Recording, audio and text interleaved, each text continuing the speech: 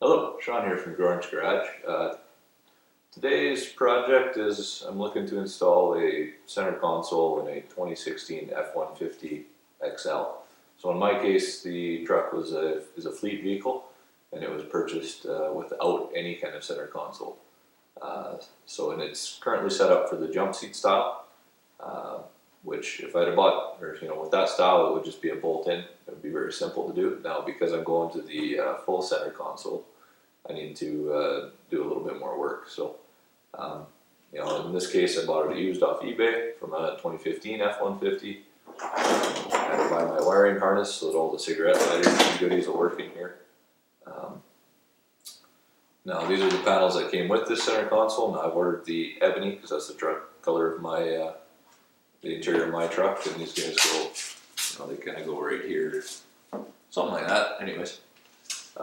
And I've also had to order, so on the center console it actually clips into the either side of the stereo, so I had to order new pieces for that. Now I don't have them yet because they're still on order, but you'll see them a bit later when I do the install. Anyways, let's get started. Oh yeah, so we're going to start with installing the wiring harness. Now I've already popped sort of this part back. Now these clips just, if you pry between the cracks, they just sort of pop apart. Pretty easy to use, so yeah. I'll start with putting this wiring harness in. Now there's a bunch of clips and stuff, and I'm going to do my best to try and get them where I think they go. So I may not get everything perfect, but should be good enough.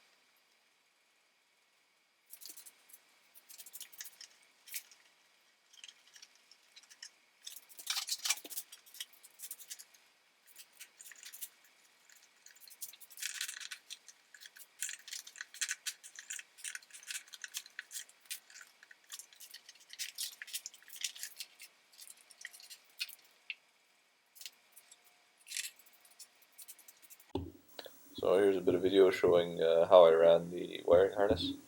You can see where I've got all the clips and how it's run.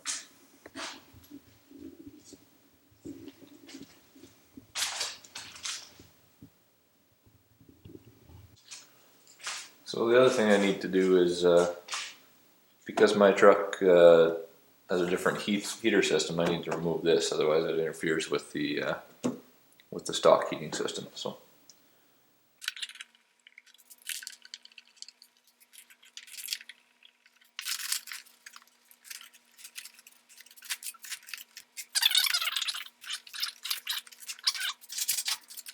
In hindsight, I should have removed this piece before putting the wiring harness in. You can see I had to cut around the wiring harness, and now I'm also going to cut a piece off of it so that I can reuse the clip on the wiring harness so it's properly supported.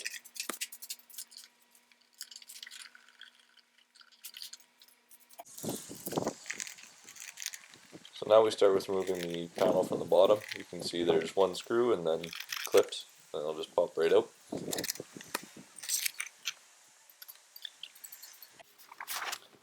So unfortunately, I have a pretty terrible camera angle here, but what I'm doing is trying to pop up the tray that's just above the stereo console. So I'm getting in there with a screwdriver and a pry bar, using some paper towel as a bit of a, just to protect the panels from scratches and dings. And then I'm prying up on the front of it because there's two clips there. And once you get it, the clips will kind of snap, and then you're good to go. And I still haven't fixed my camera angle, so what I'm doing right here is once you get that tray popped up, you don't have to remove it completely. You just have to be able to lift it up, and there's two more bolts underneath that tray that have to come out. So you take those out, and then from that point you can pry the whole faceplate for the stereo forward and snap the clips out, which you can see I'm doing right here. So now that the faceplate's free, I'm just disconnecting all the connectors on the back side. All of them they only fit one way except for the two at the top, so make sure the two at the top you either leave them so you'll remember which way to hook them up later, otherwise your hazard and your traction control lights will be backwards, or switches will be backwards. So yeah, just pull it all apart, take the clips out, and then you can move on to the next step. So the next step is to remove the side panels. You can see you just pull on them and the snaps release. And now I'm taking the vents out because those you have to reuse those. Vents, the plugs, everything, it all kind of snaps out from the backside.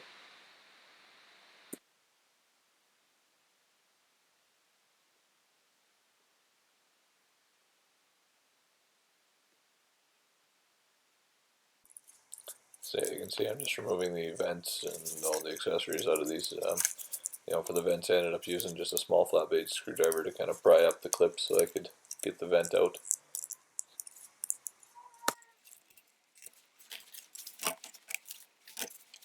So there's 4 screws holding the bottom piece in. You can see I'm taking the last 2 out now. There's 2 on top, 2 on the bottom, and that whole bottom piece comes right out. And you'll have to salvage the USB box out of it. At least I did on mine because my new console didn't come with one. So now I've got the console roughly set in place and I've put in the side panels in. They need to go in before you can get the console in because the console actually snaps into those panels. So you can see I'm putting the vents in and all the accessories from previous, making sure I got my plugs all in.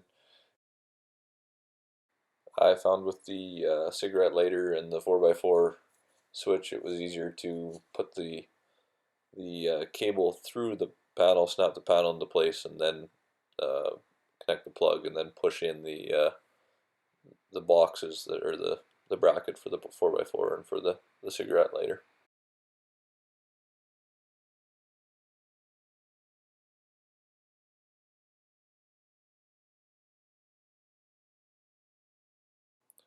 So now that I got the side panels in, you can see I'm sort of working that the console forward, make sure that it sits all the way down the ground. So I had to pry the bottom of it open to get it over the mounting bracket, have it sit all the way down, and then I was able to sort of shimmy it forward while pushing from the back and making sure everything was lined up.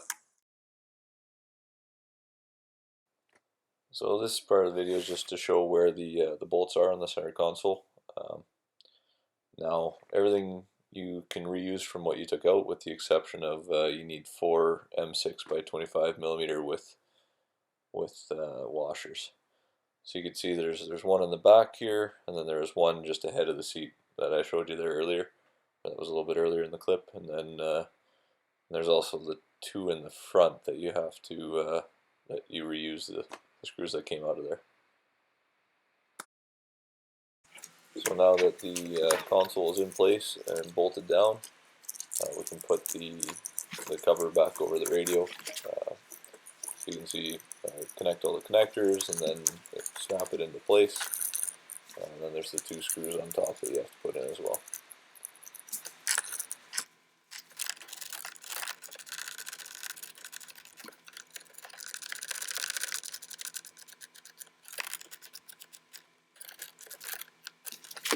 So once the screws are tight, then the only thing left to do is to snap down the top piece.